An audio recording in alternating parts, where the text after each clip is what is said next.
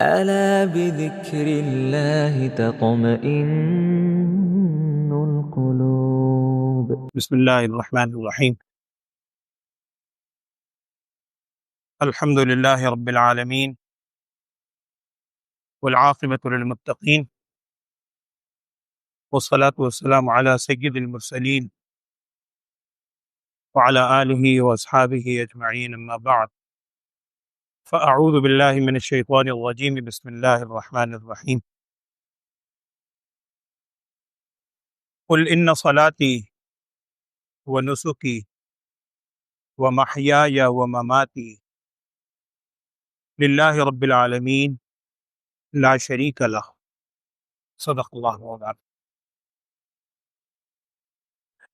اللہ جل شانہ جو ساری کائنات کا خالق اور مالک ہے، اس نے ہم انسانوں پر مختلف قسم کی عبادات فرض فرمائی ہیں، اور ہر ذی شعور آدمی اس بات کو جانتا ہے کہ ان عبادات کے فرض کرنے سے انسان کا اپنا ہی فائدہ اور اللہ جل شانہ کی رضا اور آخرت کے فوائد انسان کو خود حاصل ہوتے ہیں۔ اللہ کی ذات تو بے نیاز ہے، اس کو ہماری عبادات کی ضرورت نہیں۔ پھر ان عبادات کو اہل علم میں مختلف اقسام میں تقسیم کیا ہے سمجھانے کے لیے۔ بعض عبادات کو ہم کہتے ہیں کہ یہ مالی عبادات ہے، بعض عبادات کہلاتی ہیں کہ یہ بدنی عبادات ہیں، جس میں فزیکلی انسان کا جسم انوالو ہوتا ہے۔ کچھ عبادات ایسی ہیں کہ جو جان اور مال دونوں کا مجموعہ ہے، اس میں دونوں چیزیں صرف کی جاتی۔ میں عرض کر رہا ہوں ان تمام عبادات میں انسان کا اپنا فائدہ مقصود ہے، صرف ایک چیز کا مطالبہ اللہ تعالیٰ نے ہر عبادت میں کیا ہے، صرف ایک چیز۔ یہی عبادت چاہے وہ جانی طور پر ہو، مالی طور پر ہو، کوئی عبادت، اگر انسان لوگوں کے دکھلاوے کے لیے، اپنے ذاتی فائدے کے لیے، دنیا کی محدود سوچ کے لیے کرے گا تو ہم شرعی طور پر تو کہہ دیں گے کہ عبادت کی ادائیگی ہو گئی، لیکن جو عبادت کا اصل مقصود ہے، اللہ جل شانہ کی فرما برداری، اللہ کی رضامندی، وہ اسے حاصل نہیں ہو سکتی۔ کب تک؟ میں نے ابھی شروع میں آیت پڑھی سورہ انعام کے بالکل اخیر میں 8ویں پارے، وہاں اللہ جل شانہ نے رسول صلی اللہ علیہ وسلم کو خطاب کر کے فرمایا ہے قل، آپ فرمائیے۔ اور بہت سے ایسے مواقع ہیں، آپ نے مفسرین سے، اہل علم سے یہ بات سنی ہے کہ خطاب ہوتا ہے رسول صلی اللہ علیہ وسلم کی ذات مقدسہ کو، لیکن نبی صلی اللہ علیہ وسلم سے اس چیز کا تصور بھی بہت بعید ہوتا ہے۔ خطاب آپ صلی اللہ علیہ وسلم کو ہے، بتلانا امت کو مقصود ہے۔ اب اس آیت میں بھی کہا گیا قل، آپ فرما دیجئے، کیا فرما دیجئے؟ ان صلاتی ونسکی ومحیای ومماتی للہ رب العالمین لا شریک لہ۔ آپ فرما دیجئے کہ بے شک میری نماز اور میری قربانی، اور بہت بڑا جملہ کہ میرا جینا اور میرا مرنا، ومحیای ومماتی، جینا، مرنا، قربانی، نماز، سارا کا سارا کیا ہے؟ للہ رب العالمین۔ یہ ہے بنیاد، یہ ہر چیز اللہ جل شانہ کی رضامندی کے لیے ہے، جو کہ رب العالمین بھی ہے اور لا شریک لہ، جس کا کوئی شریک نہیں۔ یہ وہ بنیاد۔ ہر عبادت کے اندر اللہ تعالیٰ کی رضا جب تک شامل حال نہ ہو، وہ عبادت فزیکلی ہم کہہ دیں گے آپ نے کر لی، لیکن جو عبادت کا مقصد ہے قبولیت، وہ اسے حاصل نہیں ہو سکتا۔ اسی عبادت میں سے پھر کچھ عبادات ایسی ہیں جن کے لیے اللہ جل شانہ نے وقت بھی متعین کر دیا، اور ان میں سے ایک ایسی ہے جس کے لیے جگہ بھی متعین کر دی۔ نہ کسی اور وقت میں وہ عبادت ادا ہو سکتی ہے، اور نہ ہی اس مخصوص خطے کے علاوہ کہیں عبادت ادا ہو سکتی، اور انہی ایام میں ایک عبادت ایسی متعین فرمائی جس کے لیے اوقات تو متعین ہیں، ایام تو متعین ہیں، جگہ کا تعین نہیں۔ نماز ہے، زکوٰۃ ہے، سارا سال آپ پڑھتے ہیں، اگرچہ فرض نماز کے اوقات ہیں لیکن فرضوں کے علاوہ آپ نوافل پڑھ سکتے ہیں، رات میں پڑھیے، دن میں پڑھیے۔ روزہ آپ رکھتے ہیں، سال میں چند ایام اللہ نے متعین کیے ایک ماہ کے، لیکن سارا سال 5 دن کے روزے حرام ہیں، ان میں سے ایک آج کا بھی ہے، آپ جانتے ہیں۔ ان کے علاوہ آپ سارا سال نفلی روزے رکھیے، روزے کی عبادت ہو جائے گی، بالکل ہوگی، سارا سال کے اندر کر سکتے ہیں۔ لیکن 2 عبادات ایسی ہیں کہ ان کے لیے ایام مخصوص ہیں، ان میں ایک یہ قربانی کی عبادت۔ ابھی آپ نے قربانی کا جانور لیا ہے، ایک روز پہلے، کل بھی فون آیا ہوا تھا، آپ کے پاس بھی اکثر لوگ پوچھتے، قربانی کی نیت سے جانور لیا ہے، قربانی سے ایک دن پہلے اگر کسی مجبوری کی وجہ سے، بیماری کی وجہ سے حادثاتی طور پر جانور کو ذبح کرنا پڑ جائے، آپ 1000 قربانی کی نیت پڑھیے، ساری دعائیں جو احادیث میں آتی ہیں آپ پڑھتے جائیں، ان صلاتی و نسکی بسم اللہ اللہ اکبر، حلال ہو جائے گا جانور، قربانی نہیں ہوگی۔ قربانی کب ہوگی؟ جب یہ 3 ایام آئیں گے، یہ 10 11 12 ذی الحجہ، ان دنوں میں، اور وہ بھی اس کی نیت سے، پھر قربانی ہوگی۔ تو اس کے لیے اللہ تعالیٰ نے اوقات تو متعین کیے ہیں، جگہ متعین نہیں ہے۔ یہ ایک بہت بڑی غلط فہمی ہے، اور اگرچہ اہل علم نے اس کو واضح کیا، ہر دور میں کرتے ہیں، لیکن بعض اوقات آج کا نوجوان بھی غلط فہمی میں ان باتوں میں آ جاتا۔ لوگ یہ سمجھتے ہیں کہ شاید قربانی کا تعلق صرف حج سے ہے، اور بڑی عجیب بات عرض کرنے لگا ہوں، اہل علم سے آپ تصدیق کیجئے گا، اس حج کے ارکان سے قربانی کا کوئی تعلق، حج کے ارکان فرائض جو حاجی حضرات بیٹھے ہیں ان کے علم جانتے ہیں اس بات۔ اب آپ کے ذہن میں فوراً سوال آئے گا کہ سر ہم نے تو قربانی کی، ہم تو پیسے جمع کرواتے ہیں، گورنمنٹ آپشن دیتی ہے، آپ نے گورنمنٹ کے تھرو کرنی ہے، خود کرنی ہے، وہاں پر مینا میں مذبح میں جا کے کرنی ہے، یا بینکوں کے تھرو کروانی ہے، وہ قربانی؟ یاد رکھیں، وہ قربانی حج کا رکن نہیں ہے۔ حج کی 3 قسمیں ہیں، آپ جانتے ہیں، ایک حج افراد، ایک حج قران، اور ایک حج تمتع۔ حج افراد اگر کوئی شخص کرتا ہے اس پر قربانی ہے ہی نہیں، یہ قربانی صرف دم قران یا دم تمتع کہلاتا ہے، اس کو دم شکر بھی کہتے ہیں۔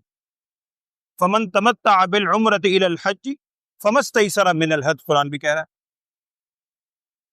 کہ جب آپ نے عمرہ کرنے کے بعد، ہم 99% یہاں سے جانے والے، باہر سے آنے والے یہی حج کرتے ہیں جس کو حج تمتع کہتے ہیں، یہاں آپ میقات سے حج کی نیت نہیں کرتے، ایئرپورٹ سے آپ عمرے کی نیت کرتے، آپ جاتے ہیں، عمرہ کرتے ہیں، احرام کھول دیتے ہیں، پھر اس کے بعد کوئی مدینے جا رہا ہے، کوئی کہیں جا رہا ہے، پھر جب حج کے ایام آئیں گے 8 ذی الحجہ کو، پھر دوبارہ آپ اپنی بلڈنگ سے، مینا سے، عزیزیہ سے، جہاں بھی ہے، آپ دوبارہ سے حج کا احرام باندھتے ہیں۔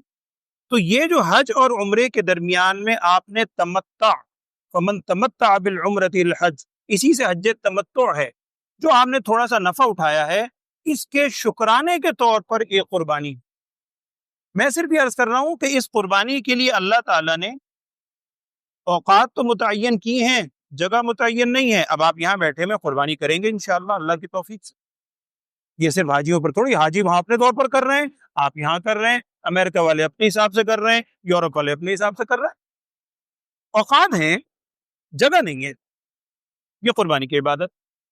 لیکن اس قربانی جیسی عظیم عبادت میں بھی، جیسا میں نے شروع میں عرض کیا، اگر للہ رب العالمین لا شریک لہ، صلاتی و نسکی و محیایا کے اندر اللہ جل شانہ کی رضا نہ ہو، تو قرآن نے دوسری جگہ کہہ دیا لن ینال اللہ لحومها ولا دماؤها ولکن ینالہ التقوی منکم، اللہ تعالیٰ کو گوشت تھوڑی پہنچتا ہے۔ اور معذرت سے عرض کر رہا ہوں، آج کل ہمارے ذہنوں میں غلط فہمی ہوتی ہے، ظاہری بات ہے، ہم چیز کو سمجھتے ہیں، غلط فہمی سے زبان سے بعض اوقات ایسے الفاظ نکلتے ہیں۔ ابھی قربانی ہو رہی ہے، ہمارے یہاں بھی اجتماعی قربانی ہوتی ہے، مجھے بھی 20 لوگوں سے یہ باتیں سننے کو ملتی ہیں، آپ کو بھی 10 لوگوں سے سننے کو ملتی ہوں۔ لوگ جانور دیکھ کے کہتے ہیں سر جی اس میں تو گوشت ہی کچھ نہیں نکلا، سر اس میں ہے ہی کیا، سر وہ دیکھیں اس میں اتنا گوشت ہے، وہ دیکھیں ادھر، اور الجھتے ہیں اس بات پہ۔ قرآن پڑھیں، اللہ فرما رہا ہے لن ینال اللہ لحومہا، بھئی قربانی آپ نے گوشت کے لیے دی ہے، اللہ کی رضا کے لیے دی ہے۔ اللہ فرما رہا ہے گوشت تو پہنچنا ہی نہیں اسے۔ قرآن کہہ رہا ہے لن ینال اللہ لحومہا ولا دماؤہا، نہ خون اللہ کو پہنچنا ہے نہ گوشت اللہ کو پہنچنا ہے۔ اللہ تو تمہارا وہ تقوی، تمہاری کیفیت، وہ تمہارا جذبہ، اس کو دیکھنا ہے اللہ۔ اگر وہ جذبہ آپ کے اندر ہے، اور یقیناً ہے، تو پھر اس چیز کی یہ یقینی بات ہے، اس میں کوئی دو رائے نہیں ہے کہ اچھے سے اچھا جانور دیکھنا چاہیے۔ یہ بھی حدیث کے اندر جانور اچھے سے اچھا پسند کریں، اس کو فربا کریں، پالیں، بہترین، چونکہ قرآن نے کیا کہا چوتھے پارے کے شروع، چوتھے پارے کا آغاز اسی لفظ سے ہے، لن تنالوا البر، بر کسی نیکی کو تم پا ہی نہیں سکتے حتی تنفقوا مما تحبون، جب تک کہ اپنی پسندیدہ ترین چیز اللہ کے راستے میں نہ۔ تو جو پسندیدہ چیز ہے بہترین وہ خرچ کرنے کا حکم ہے، بالکل ہے۔ میں صرف ایک دو بات عرض کر رہا ہوں، اللہ کو خون نہیں پہنچنا، گوشت نہیں پہنچتا، وَلَٰكِن يَنَالُهُ التَّقْوَىٰ مِنْكُمْ، یہ جو تمہارا تقویٰ ہے، سوچ ہے اللہ کی رضامندی کی، یہ اللہ تعالیٰ کو مطلوب ہے۔ پھر میں وہ آیت پڑھ رہا ہوں، ان صلاتی و نسکی و محیایا و مماتی، یہاں مکمل نہیں ہے، میری قربانی، میرا مرنا، میرا جینا، میری نماز، اور میں عرض کر رہا ہوں یہ نبی صلی اللہ علیہ وسلم کو کہا جا رہا ہے، آپ صلی اللہ علیہ وسلم کو 100% ہمیں سکھلا گئے یہ عمل کر کے، ہمیں سیکھنا ہے۔ جب تک ان تمام چیزوں کے اندر للہ رب العالمین لا شریک لہ یہ سوچ نہ ہو کہ اللہ رب العالمین کی رضامندی کے لیے ہے، اس وقت تک یہ کوئی بھی عبادت قبول نہیں ہوگی۔ میں نہیں کہہ رہا، قرآن کہہ رہا۔ ایک اور چیز ذہن میں رکھیں، یہ قربانی ایک ایسی عبادت ہے، اور عبادات بھی ہیں اس میں یہ نہیں کہتا صرف قربانی، صرف کا لفظ میں نے نہیں کہا، قربانی بھی ان عبادات میں ہے۔ اس کی تاریخ اتنی پرانی ہے جتنی انسانیت کی تاریخ پرانی۔ جب سے انسانیت کا آغاز ہوا، نوعیت بدلتی تھی، جب سے انسانیت کا آغاز ہوا اس وقت سے قربانی کی تاریخ بھی آپ کو ملے گی۔ یہ بھی قرآن کہہ رہا ہے، آپ قرآن پڑھیں تو صحیح، قرآن کہہ رہا ہے۔ حضرت آدم علیہ السلام کے دو بیٹوں کا قصہ، آدم علیہ السلام پہلے انسان، آغاز انسانیت کا قرآن میں واقعہ ہے۔ وَاتْلُ عَلَيْهِمْ، یہاں بھی یہی ہے، وَاتْلُ عَلَيْهِمْ، آپ ان پر تلاوت کیجئے، آپ پڑھ کے سنائیے۔ کیا؟ نَبَأَ ابْنَيْ آدَمَ بِالْحَقِّ، آدم علیہ السلام کے دو بیٹوں کا واقعہ جو کہ سچا واقعہ، ایک تو قرآن میں آنا بذات خود سچا، اور جس کو قرآن خود کہہ دے بالحق، اس کے سچا ہونے میں گویا اور زیادہ تاکید ہو۔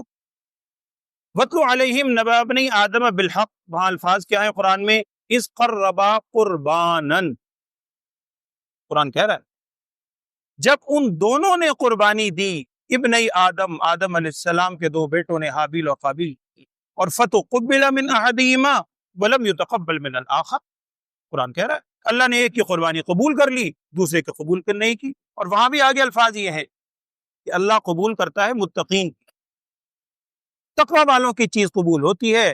اگر کسی کے دل میں تقوی نہیں ہے، اللہ کی رضامندی نہیں ہے، تو حدیث کے اندر بہت سخت وعید ہے، اللہ معاف فرمائے۔ یہ جو احادیث ہیں ان کو بھی سامنے رکھیے، صحیح حدیث کے اندر یہ الفاظ موجود ہیں، آپ نے اہل علم سے سنے۔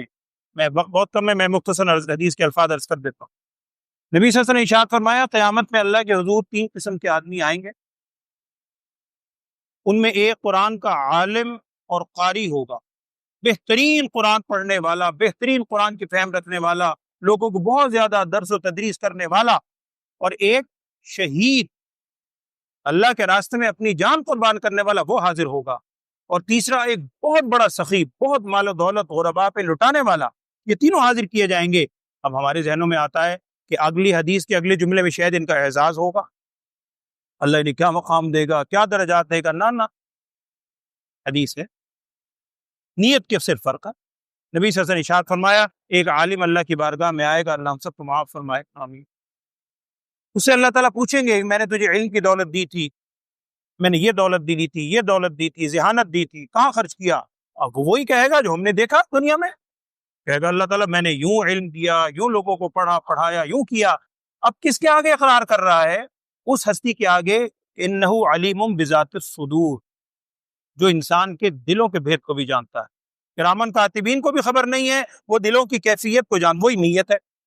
اللہ تعالیٰ کی طرف سے جواب آئے گا کہ اللہ تو نے میرے لیے تھوڑی کیا تھا، بل یقال انک قارئ عالم، بلکہ تو نے پڑھا پڑھایا اس لیے تھا لوگوں میں تیری شہرت ہو، بڑا قاری ہے، بڑا عالم ہے، بڑا واعظ ہے، بڑا مبلغ ہے، بڑا ایسا ہے، بڑا ایسا ہے۔ فقط قیلا، وہ دنیا میں شہرت کہہ دی گئی، تجھے مل گئی، میرے پاس کیا لینے آیا، میرے لیے کیا لایا ہے، یہ عمل میرے لیے تھوڑی کیا تھا، اللہ جانتا ہے۔ اور حدیث کا مفہوم ہے اللہ بچائے اس کو گھسیٹ کر جہنم میں پھینک دیا جائے گا، اور بعض حدیث کے مفہوم میں تو الفاظ یہ ہیں اس کو جہنم کا ایندھن بنایا جائے گا، یعنی اس سے بہکائے بھڑکائی جائے گی جہنم کیا۔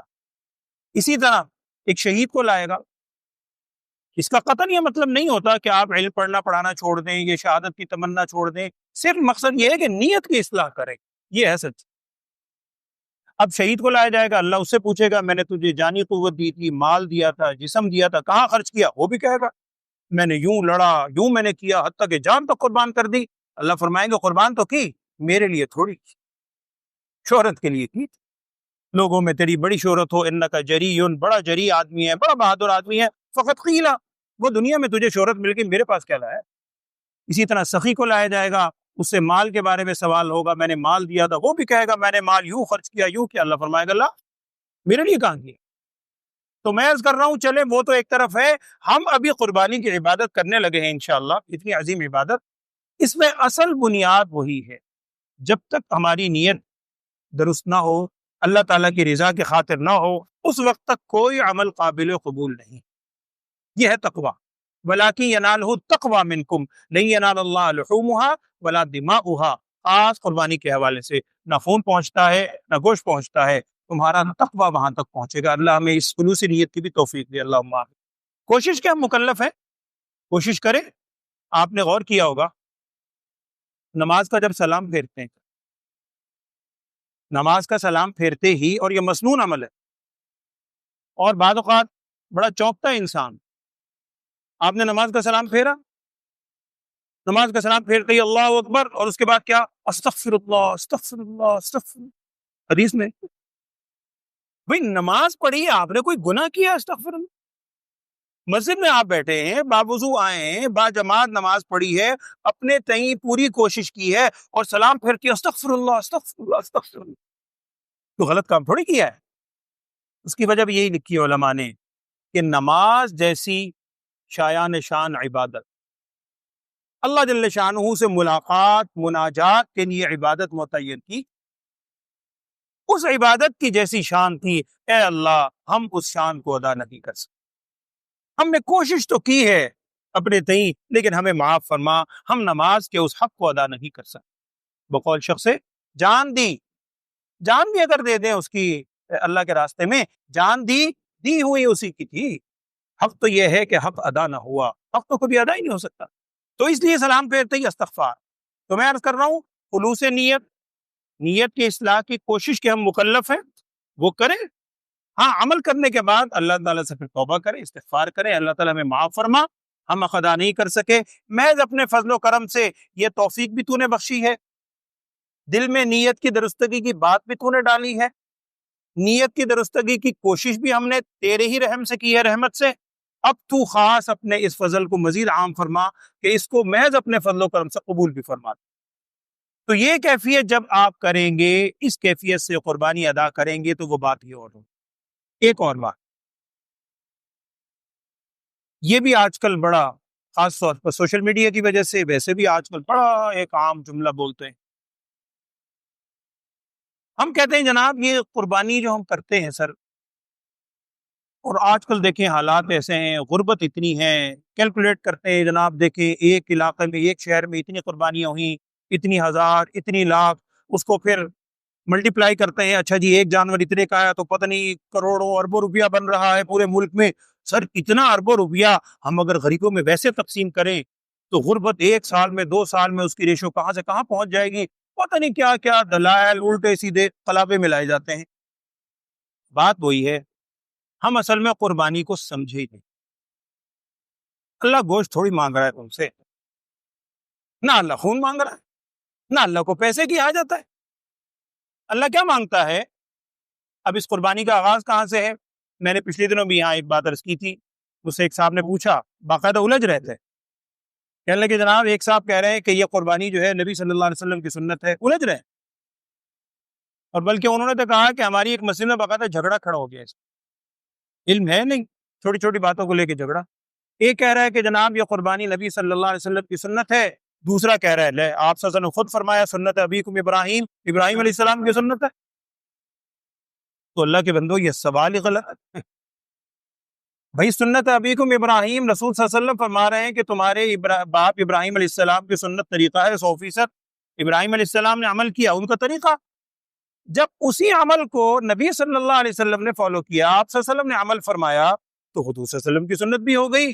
یہ سنت ابیکم ابراہیم بھی ہے اور سنت رسول اللہ صلی اللہ علیہ وسلم یہ بھی ہے، دونوں ہے، اس میں کون سی بات؟ آپ ہر روز نماز میں دعا، نماز میں اتحیات میں پڑھتے نہیں پڑھتے؟ اللہم صلی علی محمد وعلی آل محمد، پہلے کیا کہتے ہیں؟ کما صلیت علی ابراہیم وعلی آل ابراہیم۔ تو یہ ابراہیم علیہ السلام کی سنت ہے، رسول صلی اللہ علیہ وسلم کی سنت ہے۔ میں جو بات عرض کرنا چاہ رہا ہوں، ابراہیم علیہ السلام کو حکم کیا ہوا تھا؟ واقعہ سارا آپ کے ذہن میں ہے، قرآن میں سورہ صافات 23واں پارہ نکالیں، سورہ یاسین سے اگلی سورت پڑھیے گا، خود پڑھیں، بہت تفصیل سے اللہ تعالیٰ نے اس واقعے کو بیان کیا۔ انہیں حکم ہوا بیٹا ذبح کرنے کا، اور حکم بھی کب ہوا؟ ابراہیم علیہ السلام کو اسماعیل علیہ السلام کی جو ولادت ہوئی ہے، بڑے ہیں، اسحاق علیہ السلام چھوٹے، اسماعیل علیہ السلام کی جب ولادت ہوئی ہے تو ابراہیم علیہ السلام کی عمر مشہور قول کے مطابق بعض نے 90 سال، بعض نے 90 سے زیادہ، اور منیمم جو ایج لکھی ہے کتابوں میں وہ 86 سال ہے، 86۔ 86 سال کی عمر میں، بڑھاپے کی عمر میں دعا کر رہے ہیں رب ہب لی من الصالحین، اے میرے رب مجھے ایک صالح بچہ عطا فرما۔ تو اللہ تعالیٰ نے کیا فرمایا؟ فبشرناہ بغلام حلیم، ہم نے انہیں خوشخبری دی ایک بچے کی جو بڑا حلم والا ہوگا، بڑا تحمل والا ہوگا، بڑا برداشت والا ہوگا۔ اس عمر میں جا کے بچے کی ولادت ہو رہی ہے، یہ کوئی قصہ کہانی تو نہیں ہے، اس سے سچا واقعہ ہوئے کوئی جو قرآن کا واقعہ ہے۔ آپ کبھی اس کو تصور تو کیجئے، اتنے بڑھاپے کے اندر اولاد اللہ نے دی، تو حکم کیا ہوا؟ اس نومولود کو لے جاؤ اور اس کی ماں کو لے جاؤ، کہاں؟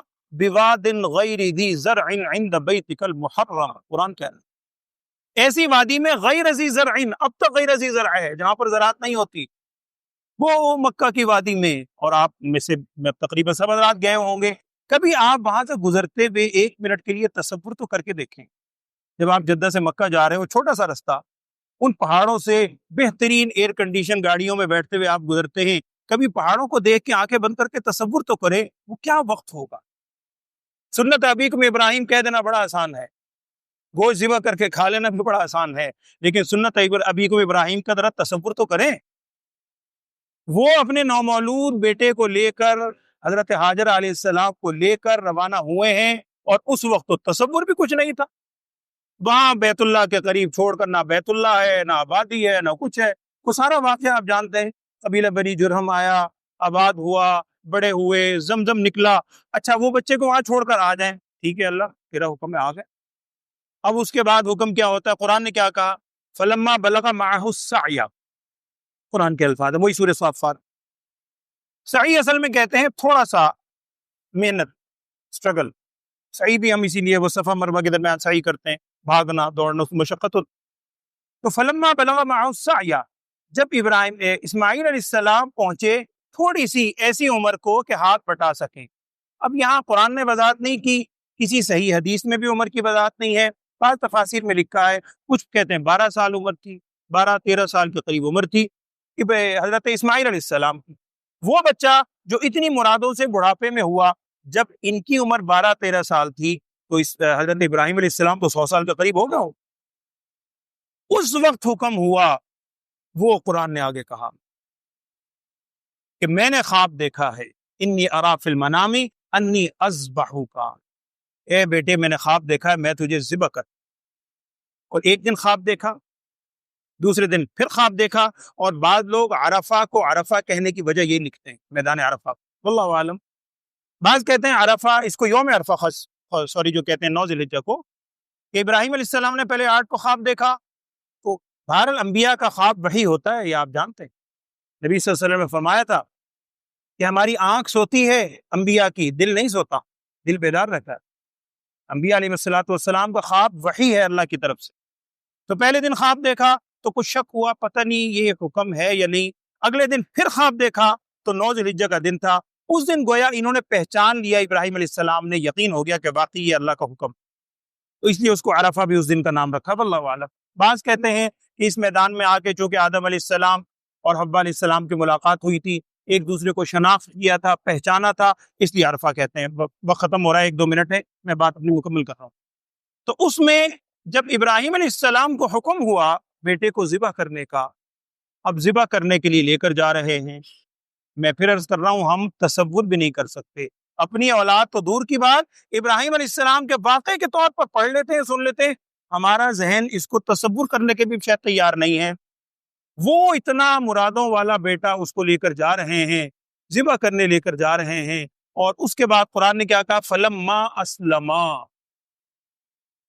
اسلم یسلمو کا مطلب ہوتا ہے کہ بالکل اطاعت میں سر جھکا دینا۔ اسلام کو بھی اسلام اسی لیے کہتے ہیں۔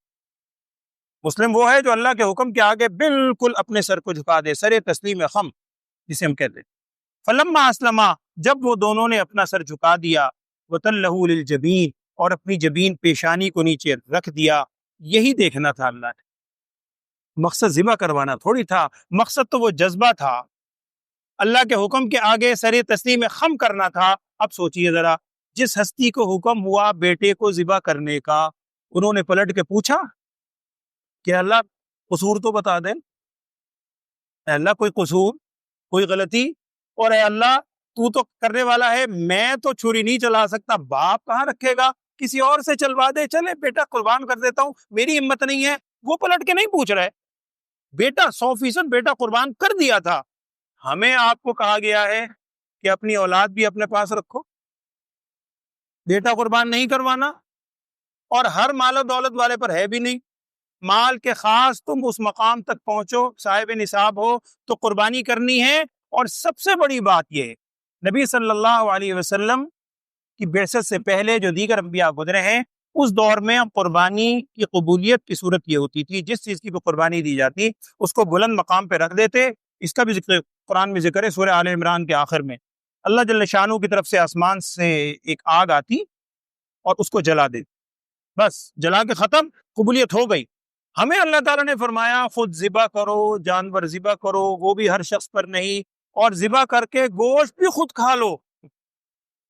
اور ہم پلٹ کے پوچھتے ہیں کہ اللہ تعالیٰ کیوں، کیسے، یہ سستا مہنگا، اگر یوں کر لیں، اگر وہ کر لیں، اگر فلاں کر دوں۔ ہم اگر مگر سے باہر نہیں نکلتے۔ جس ہستی کو حکم ہوا تھا بیٹا قربان کرنے کا، انہوں نے تو پلٹ کے پوچھا ہی۔ تو اصل قربانی کا فلسفہ، قربانی کی سوچ، اپنے جذبے کو، اپنی سوچ کو، اپنی خواہشات کو اللہ جل شانہ کی رضا کے آگے ختم کرتے۔ یہ تو ایک چھوٹی سی قربانی ہے، کل کو مال کی قربانی کی ڈیمانڈ ہوتی ہے، جان کی قربانی مانگی جاتی ہے، وقت کی قربانی مانگی جاتی ہے، پیسے کی قربانی مانگی جاتی ہے، تو یہ دیکھ لیا اللہ کی رضا کے خاطر پھر سب کچھ فنا۔ یہ کیفیت ہے، یہ ہر سال رینیو کیا جاتا ہے، ہر سال ریوائز کیا جاتا ہے کہ دیکھو وہ واقعہ، دیکھو اس ہستی کا مقام، دیکھو اس ہستی کا درجہ، دیکھو اور اپنے اوپر دیکھو۔ یہ وہ جذبہ ہے۔ جب آپ اس جذبے کو سمجھیں گے پھر آپ کے لیے قربانی کرنا بھی انشاءاللہ آسان ہوگا۔ آخری بات بس میں عرض کر رہا ہوں آدھے منٹ میں، کہ قربانی کا تاریخی واقعہ یہ کسی صحیح حدیث میں نہیں ہے، میں نے 1-2 جگہ اور بھی یہ بات عرض کی ہے کہ قربانی کی تاریخ کے بارے میں بعض کتابوں میں لکھا ہے، تاریخ کی کتابوں میں، واللہ اعلم، ممکن ہے صحیح ہو، کہ قربانی میں جو ہم یہ تکبیر تشریق پڑھتے ہیں ابھی نماز کے بعد بھی، آج کل آپ پڑھ رہے ہیں 9 تاریخ سے لے کر 13 تک 23 نمازوں میں، اس کا آغاز کیسے ہوا؟ تاریخ کی کتابوں میں لکھا ہے کہ جب حضرت ابراہیم علیہ السلام نے اسماعیل علیہ السلام کو لٹایا، وَتَلَّهُ لِلْجَبِينِ، اور چھری گردن پہ رکھ دی، اللہ جل شانہ کی طرف سے حکم ہوا جبرائیل علیہ السلام کو فوراً جاؤ۔ اب چشم فلک بھی دیکھ رہا ہے منظر، کہ یہ منظر دنیا میں عجیب و غریب، اللہ کی رضا کے خاطر بوڑھا باپ سگے بیٹے کے گلے پہ چھری رکھ رہا ہے، کوئی قصور نہیں، اللہ کی رضا کے لیے۔ اب حضرت جبرائیل علیہ السلام آئے، دور سے پکارتے ہوئے آئے، اللہ اکبر، اللہ اکبر، اللہ کی ذات بہت بڑی ہے، یعنی پکارتے ہیں ٹھہرو ٹھہرو جسے کہتے ہیں، آپ آواز دیتے ہیں۔ ابراہیم علیہ السلام نے جب دیکھا کہ میں نے چھری چلا دی، وہ مینڈھا جبرائیل علیہ السلام نے نیچے رکھ دیا، اسماعیل علیہ السلام سائڈ پر کھڑے ہیں، ان کی زبان سے بے ساختہ نکلا لا الہ الا اللہ واللہ اکبر، اللہ کے علاوہ کوئی معبود نہیں، ہر قسم کی کبریائی بڑائی للہ، اللہ کے لیے ہے۔ حضرت اسماعیل علیہ السلام نے جب یہ دیکھا، بچے ہیں ابھی تو بعد کے نبی ہیں، اور انہی کی امت میں پھر آپ صلی اللہ علیہ وسلم بنی اسماعیل میں تشریف لائے، انہوں نے جب دیکھا ان کی زبان سے بے ساختہ نکلا اللہ اکبر وللہ الحمد۔ یہ تین مقدس ہستیوں کا وہ مکالمہ ہے، اللہ اکبر جبرائیل علیہ السلام، ابراہیم علیہ السلام کہہ رہے ہیں لا الہ الا اللہ واللہ اکبر، اسماعیل علیہ السلام کہہ رہے ہیں اللہ اکبر وللہ الحمد۔ ذرا کبھی یہ تکبیر پڑھتے ہوئے یہ تصور بھی ذہن میں لائیے گا، جب آپ ان تصورات کو، ان واقعات کو سامنے رکھ کے یہ تکبیرات پڑھیں گے، قربانی کریں گے، پھر انشاءاللہ وہ للہ رب العالمین لا شریک لہ ان صلاتی و نسکی، وہ کیفیت بھی اللہ تعالیٰ ہمارے دل میں پیدا کرے گا۔ اللہ تعالیٰ عمل کرنے کی توفیق دے، آمین۔ نماز کا وقت ہو گیا ہے، صفوں کی درستگی کر۔ اللہ اکبر لا الہ الا اللہ واللہ اکبر وللہ الحمد۔ الحمد لله الذي جعل لكل أمة منسكا ليذكروا اسم الله على ما رزقهم من بهيمة الأنعام وعلم التوحيد وأمر بالإسلام۔ الله أكبر لا إله إلا الله والله أكبر ولله الحمد۔ ونشهد أن لا إله إلا الله وحده لا شريك له، ونشهد أن سيدنا ومولانا محمدا عبده ورسوله الذي هدانا إلى دار السلام۔ الله أكبر لا إله إلا الله والله أكبر ولله الحمد۔ صلى الله عليه وعلى آله وأصحابه الذين قاموا بإقامة الأحكام وبذلوا أنفسهم وأموالهم في سبيل الله فيا لهم من كرام، وسلم تسليما كثيرا الله أكبر لا إله إلا الله والله أكبر ولله الحمد۔ فقد قال عليه الصلاة والسلام ما عمل ابن آدم من عمل يوم النحر أحب إلى الله من إهراق الدم، وإنه ليأتي يوم القيامة بقرونها وأشعارها وأضلافها، وإن الدم ليقع من الله بمكان قبل أن يقع بالأرض فطيبوا بها نفسا۔ الله أكبر لا إله إلا الله والله أكبر ولله الحمد۔ قال أصحاب رسول الله صلى الله عليه وسلم يا رسول الله ما هذه الأضاحي؟ قال سنة أبيكم إبراهيم عليه السلام۔ قالوا فما لنا فيها يا رسول الله؟ قال بكل شعرة من الصوف حسنة۔ الله أكبر لا إله إلا الله والله أكبر ولله الحمد۔ وقال عليه الصلاة والسلام من وجد سعة لأن يضحي فلم يضحي فلا يحضر مصلانا۔ الله أكبر لا إله إلا الله والله أكبر ولله الحمد۔ أعوذ بالله من الشيطان الرجيم۔ لن ينال الله لحومها ولا دماؤها ولكن يناله التقوى منكم، كذلك سخرها لكم لتكبروا الله على ما هداكم وبشر المحسنين۔ الله أكبر لا إله إلا الله والله أكبر ولله الحمد۔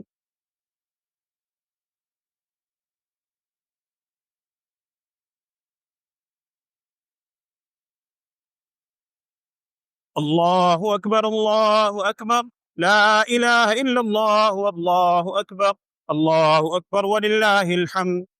الحمد لله نحمده ونستعينه ونستغفره ونؤمن به ونتوكل عليه، ونعوذ بالله من شرور أنفسنا ومن سيئات أعمالنا، من يهده الله فلا مضل له ومن يضلله فلا هادي له، ونشهد أن لا إله إلا الله وحده لا شريك له، ونشهد أن محمدا عبده ورسوله أرسله بالحق بشيرا ونذيرا بين يدي الساعة. من يطع الله ورسوله فقد رشد واهتدى، ومن يعصهما فإنه لا يضر إلا نفسه ولا يضر الله شيئا.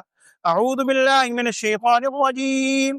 إن الله وملائكته يصلون على النبي يا أيها الذين آمنوا صلوا عليه وسلموا تسليما.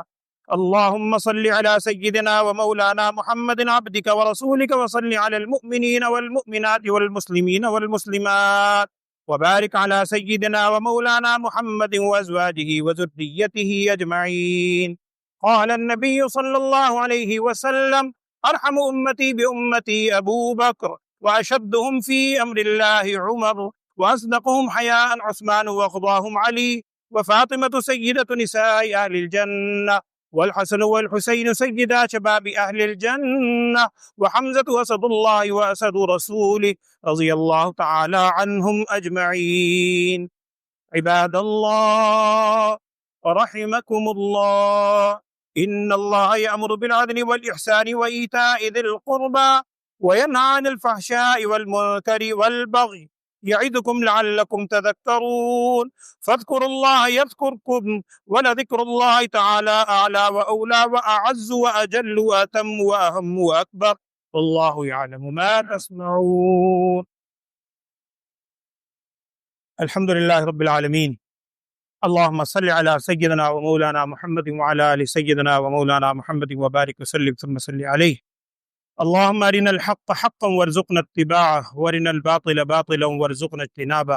اللهم وفقنا لما تحب وترضى، واجعل آخرتنا خيرا من الأولى يا أرحم الراحمين. اللهم إنا نسألك من خير ما سألك منه نبيك محمد صلى الله عليه وسلم، ونعوذ بك من شر ما استعاذ منه نبيك محمد صلى الله عليه وسلم، وأنت المستعان وعليك البلاغ، ولا حول ولا قوة إلا بالله العلي العظيم. یا اللہ ہم سب کی اس حاضری کو اپنی بارگاہ میں محض اپنے فضل و کرم سے قبول فرما۔ یا اللہ ہماری تمام عبادات میں خلوص عطا فرما، نام و نمود سے، ریاکاری سے، دکھلاوے سے تمام عبادات کو اور خصوصاً اس قربانی کی عبادات کو محفوظ فرما۔ نفسانی خواہشات کے مکر و فریب سے، شیطان کے مکر و فریب سے ہم سب کو اور پوری امت کو محفوظ فرما۔ ہم سب کو یا اللہ ایک اور نیک ہونے کی توفیق عطا فرما، ہر قسم کے گناہوں سے معاف فرما، تمام لغزشات سے درگزر فرما، گناہوں کی نفرت ہمارے دلوں میں پیدا فرما، تمام گناہوں سے سچی توبہ کرنے کی توفیق عطا فرما، آئندہ زندگی ہر قسم کے گناہوں سے بچنے کی، اپنی رضا والے اعمال کرنے کی توفیق عطا فرما۔ یا اللہ ہم آپ سے ہر وہ خیر مانگتے ہیں جو رسول صلی اللہ علیہ وسلم نے آپ سے مانگی ہے، ان تمام شر کی باتوں سے ہم سب کو پناہ عطا فرما جن شرور سے رسول صلی اللہ علیہ وسلم نے پناہ چاہی ہے۔ یا اللہ جتنے لوگ بیمار ہیں تو جانتا ہے، تمام بیماروں کو صحت والی، عافیت والی، سلامتی والی زندگی عطا فرما، ہر قسم کی جسمانی روحانی بیماریوں سے ہم سب کو اور پوری امت کو محفوظ فرما۔ ہمارے بہت سے احباب جو گزشتہ سال ہمارے درمیان موجود تھے اب نہیں ہیں، تیرے پاس حاضر ہو چکے ہیں، یا اللہ سب کے درجات کو بلند فرما۔ تو نے ہمیں جو مہلت عطا کی ہے، ہمیں اس مہلت سے فائدہ اٹھانے کی توفیق عطا فرما۔ یا اللہ بقیہ ماندہ زندگی کو خلوص کے ساتھ اپنی رضا والے اعمال میں خرچ کرنے کی توفیق عطا فرما۔ جتنے لوگ اس جہاں سے رخصت ہو گئے ہیں سب کی مغفرت فرما، سب کے درجات کو بلند فرما، ہم سب کو ایمان و اسلام والی کامل زندگی عطا فرما۔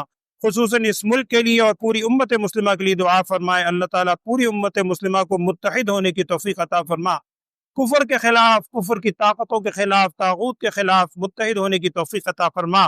یا اللہ کفر کو نیست و نابود فرما، ہر کام میں ہمیں ایک اور نیک ہونے کی توفیق عطا فرما، ایک دوسرے کی بات سننے کی، برداشت کرنے کی توفیق عطا فرما۔ ربنا ظلمنا انفسنا وان لم تغفر لنا وترحمنا لنكونن من الخاسرين ربنا لا تزغ قلوبنا بعد إذ هديتنا وهب لنا من لدنك رحمة إنك أنت الوهاب ربنا تقبل صلاتنا وتقبل دعاءنا إنك أنت السميع العليم وتب علينا إنك أنت التواب الرحيم وصلى الله تعالى على خير خلقه سيدنا ومولانا محمد وعلى آله وأصحابه أجمعين آمين برحمتك يا أرحم